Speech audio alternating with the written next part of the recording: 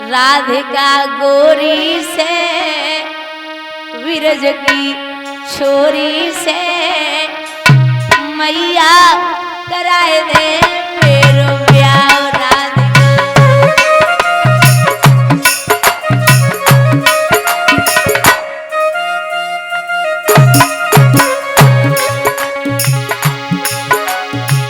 तो मैया बोली उम्र तेरी छोटी है, नजर तेरी कोटी है, उम्र तेरी छोटी है, नजर तेरी कोटी है, कैसे कराए दूं तेरो ब्याह।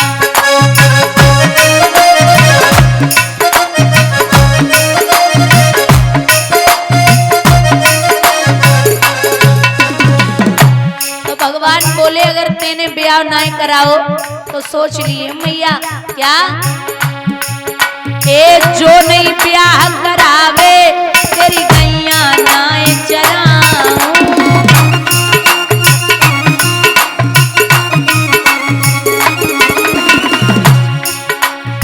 आज के बाद मेरी मैया तेरी तेहरी पे ना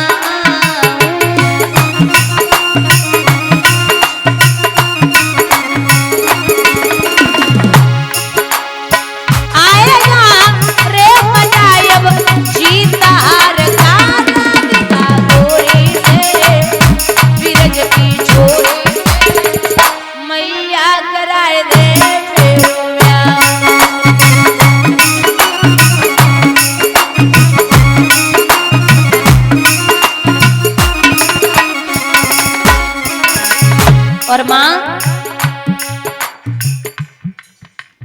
चंदन की चौकी पे मैया तो बैठा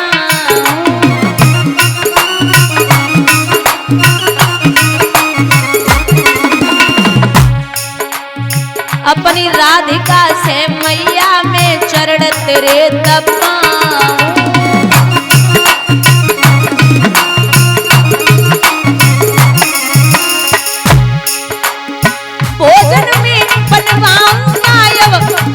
प्रकार के राधिका गोरी से विरज की छोरी से मैया कराए दे मेरो ब्याह।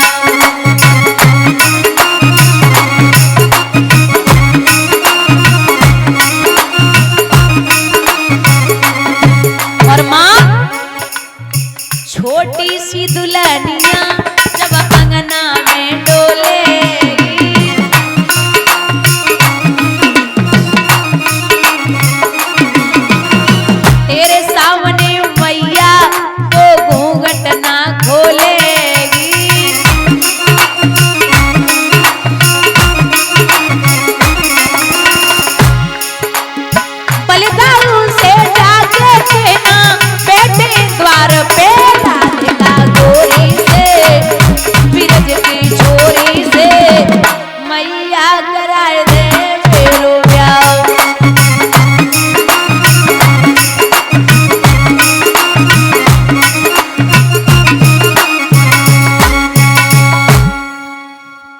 भगवान से मैया बोली छोड़ गया लाला।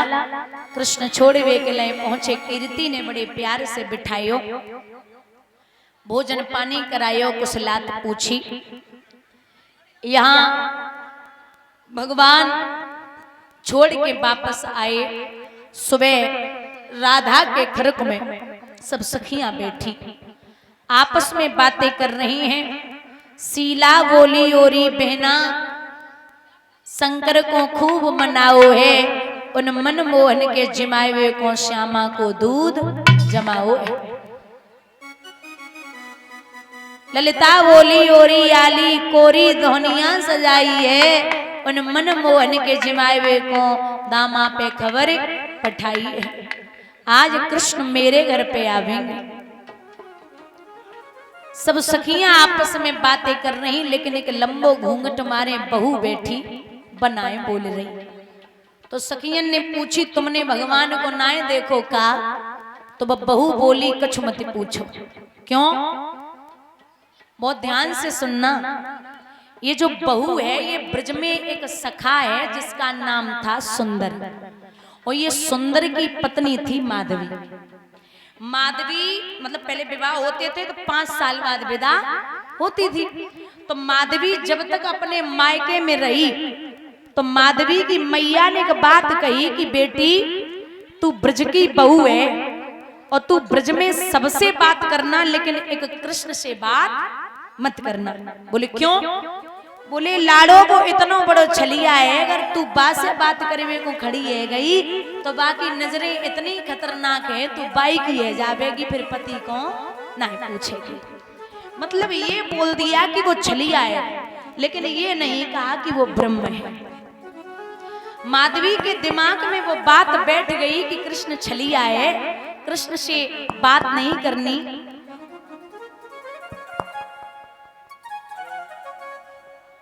हेलो 2 मिनट बस। खटपट खटपट में पता नहीं कहां से आवाज आ रही है। और तो ठीक है 2 मिनट और।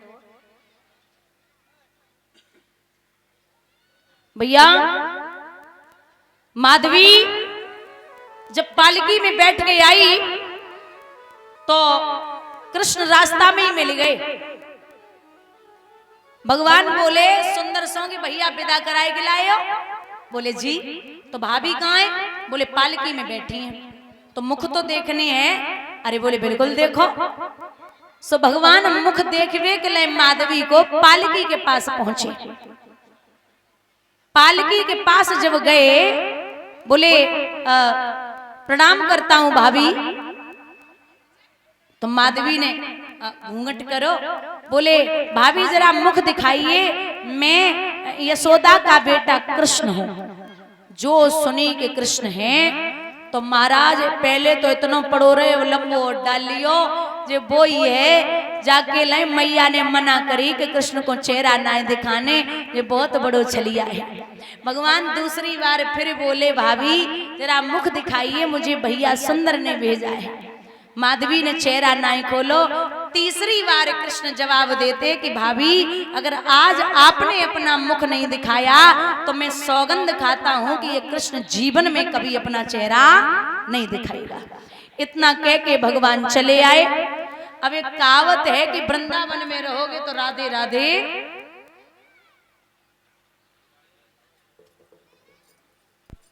कहोगे, वृंदावन में रहोगे तो राधे राधे। अब ब्रज की वो बहू है तो दिन रात ब्रज में हरे कृष्ण हरे कृष्ण हरे कृष्ण हरे कृष्ण। माधवी बड़ी परेशान है, क्या है इस काले कलूटे में? अरे क्या है छलिया में जो माखन चुराता है और कुछ देखता वहालता है नहीं। 2 महीना बाद कृष्ण बोले जाके तो बुद्धि खराब है रही है। सो 2 महीना बाद हर गोपी जल भरने जाती थी। रात्रि के 1:30 बजे, वैसे तो गोपियां 5 बजे जमुना जी पे जाती थी, लेकिन रात्रि के 1:30 बजे कृष्ण ने गोपी को उठायो और घड़ा लेके माधवी रात्रि के 1:30 बजे जमुना जी पे पहुंचे। 1:30 बजे को दिखाई देवे। सो जैसे ही पहुंची जल तो भर लियो, ऐसी खड़ी घड़ा ना उठ रो। जो रोज घड़ा उठाती थी भाई घड़ा कृष्ण की कृपा से नहीं उठ रहा।